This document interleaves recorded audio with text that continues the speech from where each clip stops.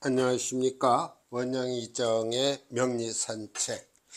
오늘 이 시간부터는 외격에 속하는 소위 특수격이라고 하는 명조들에 대해서 이제 알아보도록 하겠습니다. 여기서 우리가 그 특수격이라고 하는 것은 일반 내격과 구분을 하자면, 일반 내격은 일간대, 월지, 암장 간의 투출 여부에 따라서 격이 성립되는 것을 우리는 내격이라고 합니다. 그러니까 내격일 때에는 월지를 벗어날 수가 없는 것이죠. 그런데 이 외격, 특수격이라고 하는 것은 이제 월지에서 빚어지는 격이 아닙니다. 그 기준이 여러 가지가 있어요.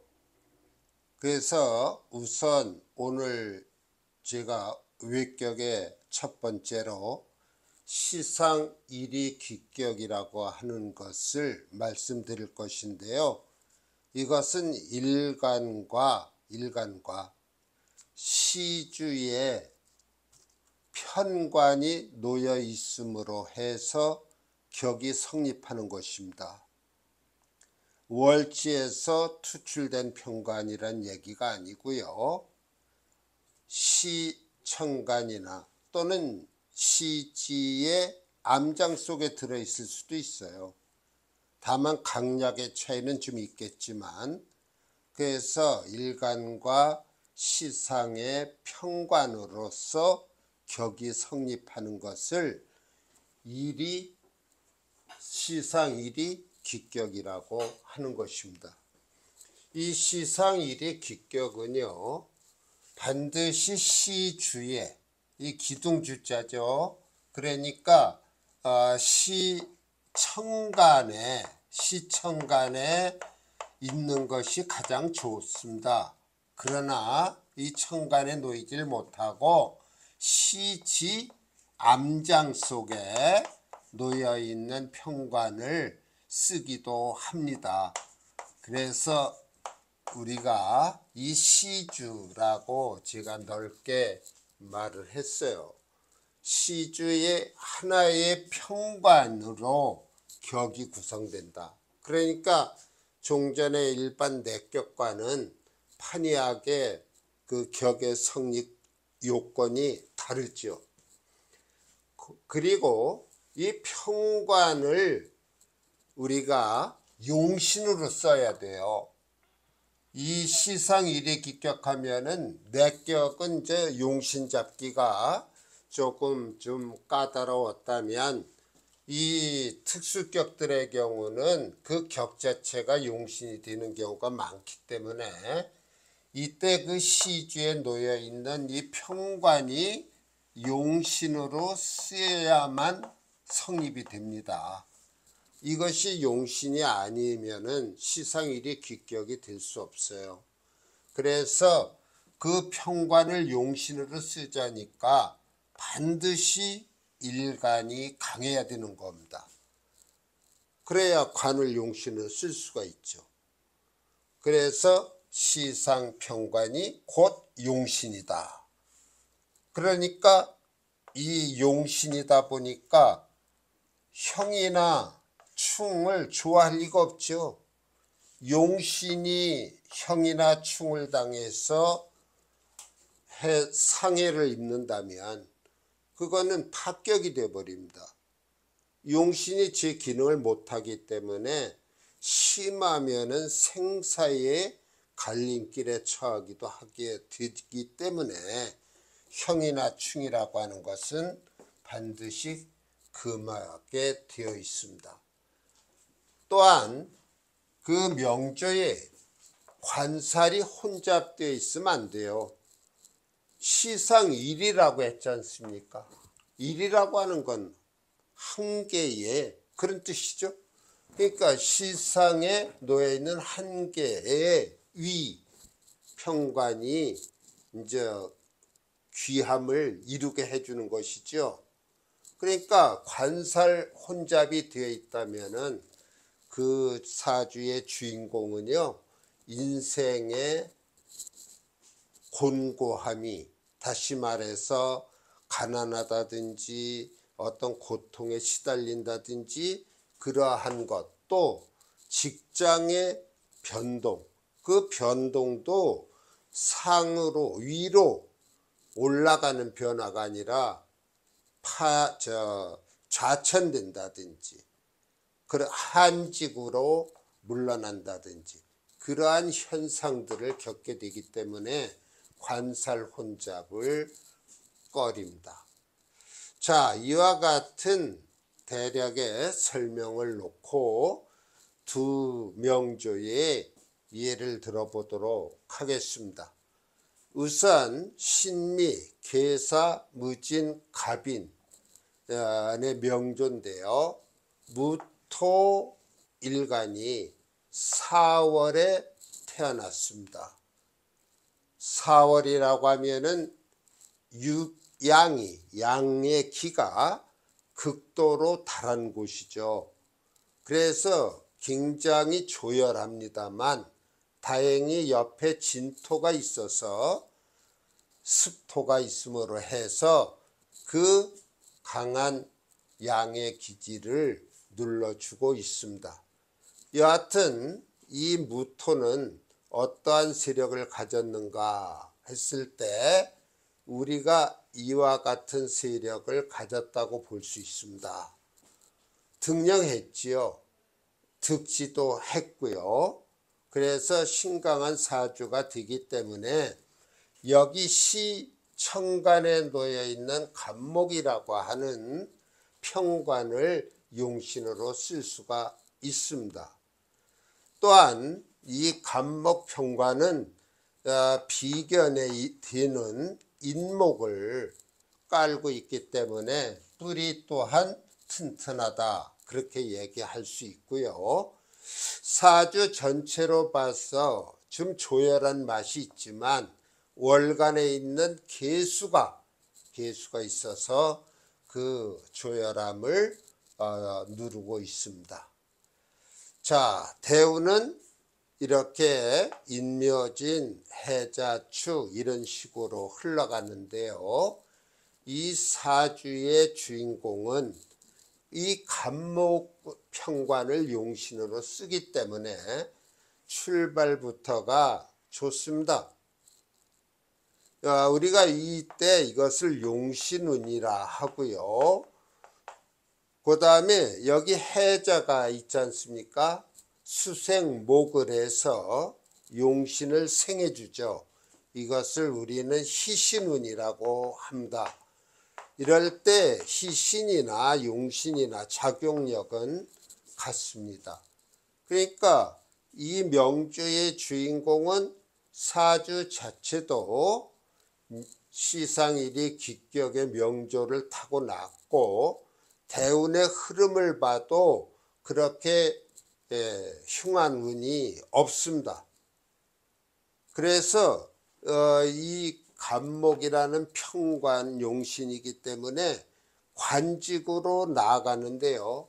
관직에도 우리가 나누어 보면은 선출직에 해당하는 관직이 있겠고 임명직에 해당하는 관직도 있을 것입니다. 이러한 시상일이 기격을 놓게 되면은 대개 선출직에 부합이 된다, 그렇게 볼 수 있고 설사 임명직에 해당이 된다고 해도 이 사람은 권세를 장악하게 되는 그러한 위치에 이르게 됩니다. 그래서 이 운에서 본다면은 뭐 아주 좋습니다. 용신이 있고 그 다음에 희신이 있고 그런 식으로 쭉 전개가 되기 때문에 앞으로 계속해서 승승장구할 수 있는 그러한 명조라고 볼 수가 있습니다. 그 다음에 두 번째 명조를 보면 갑진, 계유, 경신, 병술입니다. 근데 요 사주를 우리가 본다면 경금일주가 6월에 태어났어요. 어서 많이 본 형태죠. 이렇게 본다면은 이것은 양인격이라고 하는 내격에서 우리는 이러한 예를 봤을 것입니다. 실제로 내격으로 들어가서 양인격이라고 해도 좋습니다. 왜냐하면은 여기 시상에 병화라고 하는 평관이 있어요. 이 평관과 이 유금이 병신합을 합니다. 그러니까 살인상정이 되는 것이죠. 그럼 살인상정도 양인격에서는 귀격입니다. 다시 말하면은 평관 성향을 잘 살릴 수 있는 그러한 명조입니다. 그러나 여기서는 시상일의 귀격의 예로서 들었습니다. 이 경금의 세력을 보니까요, 굉장히 왕합니다. 이렇게 왕하죠. 그리고 이 병화 평관을 용신으로 쓰게 됩니다. 이 사주의 경우는 초반 운이 좋지 않습니다. 여기 이렇게 수운이 흘렀어요. 용신이 병화 아닙니까? 이 병화는 뿌리를 어디다 내리고 있어요? 이 술이라고 하는 자신의 고에 뿌리를 내리고 있습니다. 이 술 중에 정화. 그래서 이 세력에 비해서 평관이 좀 약하다, 그렇게 볼 수 있네요. 물론 여기 간목이 이렇게 원거리에 걸쳐서 목생화할 수도 있겠습니다만, 일단은 이 간목이 여기까지 이른다고 해도 평관의 작용력이 약하게 됩니다. 그래서 이 운에, 이 수운에는 특히 불행한 일을 겪게 되는데요. 이런 해자운에서는 자식도 일찍 앞세우고 그 다음에 선조로부터 물려받은 재산도 잃게 됩니다. 이렇게 아무리 사주가 격이 좋다고 하더라도 운이 따라주지 않으면 성공하기가 어렵습니다. 그래서 이 사주의 주인공이 그나마 시상일이 귀격의 모습을 보여준 시기가 바로 여기에요. 여기. 다시 말해서 이 인이 술과 만나서 인호술 삼합의 가합을 이뤘을 때 이 용신인 병화가 탄력을 받아서 일약 장관급에 해당하는 그러한 벼슬에 올랐습니다.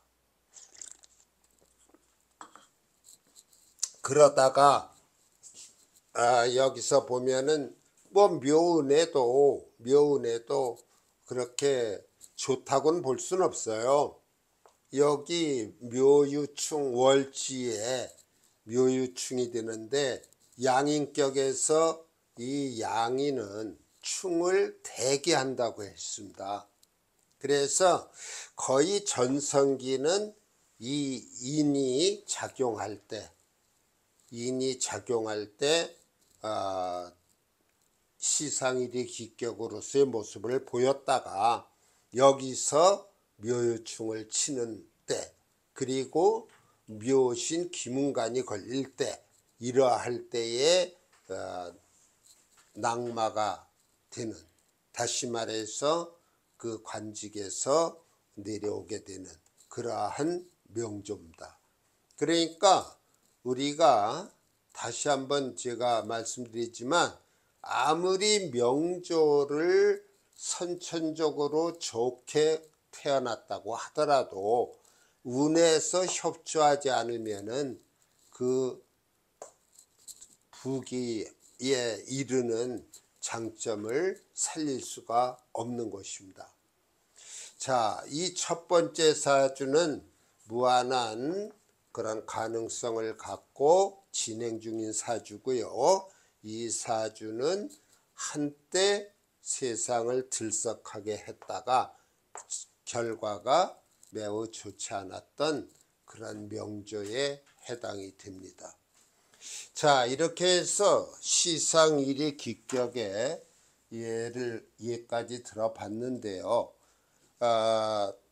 다시 한번 말씀드리지만 이게 왜 특수격이 되느냐.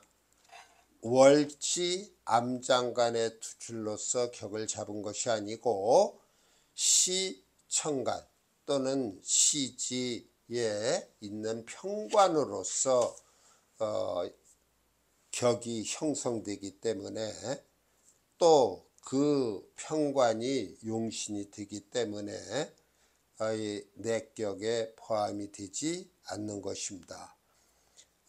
다음 시간에도 이제 또 특수격이 계속 이어질 것입니다. 그때마다 그 특수격으로서의 어떤 특징 그런 것들을 말씀드릴 것이고요. 간단한 예를 들어서 설명을 해드릴 것입니다. 오늘도 어떻게 잘 들으셨는지 모르겠습니다. 이번 시간 여기서 마치겠습니다. 감사합니다.